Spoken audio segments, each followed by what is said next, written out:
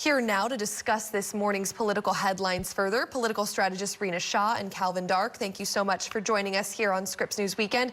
Calvin, I want to start with you. Kamala Harris likely to announce her running mate probably tomorrow ahead of a big seven-state campaign blitz. What are some of the final questions that she's going to be asking the candidates today before she makes that big decision?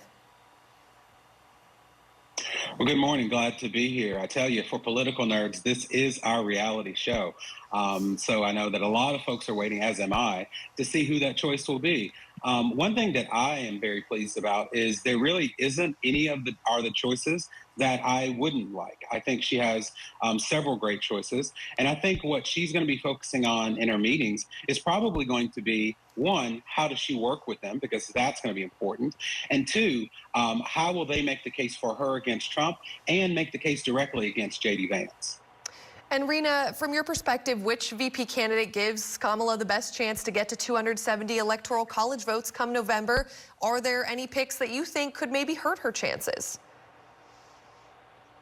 Well, to me, the name of the game essentially is charisma. I mean, this pick is not as important on the money front, though money is important in the race. It's also not that important given swing state status. So a lot of emphasis has been put on people saying essentially that this pick has to come from a swing state. If you look at history, you see that tickets that have relied on people, VP picks that come from swing states haven't exactly been successful. I'm talking about Paul Ryan when he joined Mitt Romney. He was from Wisconsin. And I'm also talking about Tim Kaine when he joined Hillary Clinton, and he's from Virginia. Neither of those tickets were successful. And so I don't think, again, a swing state status is everything, but charisma is everything. This pick has got to be able to appeal not just to young progressives and be able to turn them out, but he's got to have vast appeal in terms of coast to coast, whether we're talking Sun Belt or Rust Belt. And I think somebody like Senator Kelly is really strong in that realm. I also think Governor Walz is also somebody that young progressives tend to like.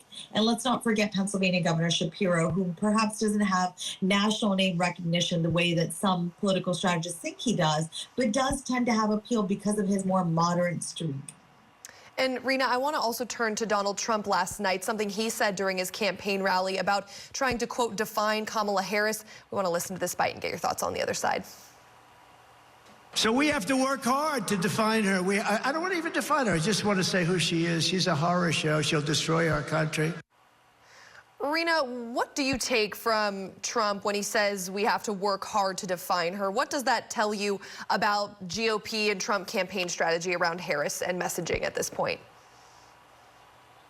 Well, I don't think it's the best strategy because continuing to play the identity game and really go for character attacks isn't exactly what plays well with independently minded voters in these 7 swing states that are going to determine the outcome of this election. And particularly with suburban women, they want to hear plans, solutions. You know, women are not a monolith in this country. A lot of women you will talk to from coast to coast say, you know, it's fine to have a woman at the top of the ticket, but what's she for? What are her plans on the economy, on immigration, crime, public safety, as well as the handling of geopolitical tension abroad?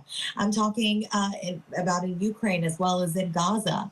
Women want to hear plans, solutions, and I think Trump not presenting much of what he would do differently in a post-pandemic world is a detriment to him. It helps, it highlights the fact that he's deficient on the policy front and gives Kamala Harris an opening to come out and really present herself in a different way from this Biden administration. So again, a strategy that I don't think is a winning one, him continuing to go for identity and character attacks.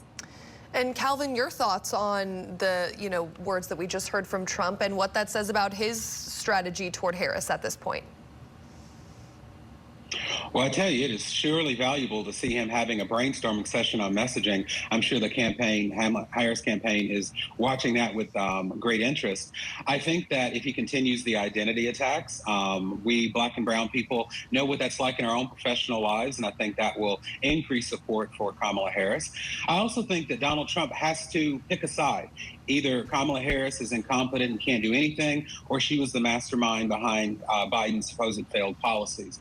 I think that Trump supporters, they're going to accept whatever that message is. But I think independent voters and maybe some doubtful Democrats will see that maybe she is the best choice if Trump can't decide why she isn't the right choice. All right, let's talk debates. Now, Donald Trump says he's agreed to a debate moderated by Fox News. Harris says she'll be at the already scheduled debate that was supposed to be held on ABC News when Biden was still in the race. Whether Trump shows up or not, Kamala Harris said she'll be there. Rena, where do we ultimately land on the debate front?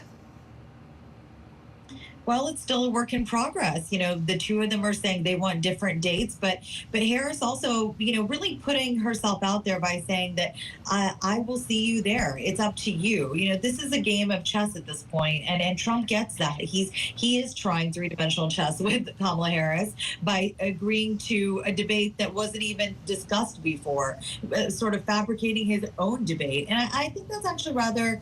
It's not about being unfair to her, but I think that's rather a good strategy. If you want to intimidate your opponent, go ahead and try to dictate your own terms. But I don't know that it helps Trump ultimately, because what we're going to be seeing here is a lot of mudslinging from Trump's side when he gets on stage with her. And Calvin, we just have a few seconds left, but I want to give you an opportunity to answer. Does it hurt Harris if she doesn't show up at that Fox News debate or debate at all? Well, I think she just might show up at the Fox debate, but I think that, Trump agreeing with himself for a debate is an interesting strategy that I think will work with his base. But once again, I think people will see it for what it is. And at the end of the day, if he can't face Kamala Harris in an actual debate, no matter where it is, no matter what the rules are, he's going to show himself as weak. Because the prosecutor is going to be there to show what she can do. Will Donald Trump show up? That's the question. It will certainly be something to watch if we do get that debate scheduled. Calvin Dark and Rena Shaw, thank you so much. Thank you. Thank you.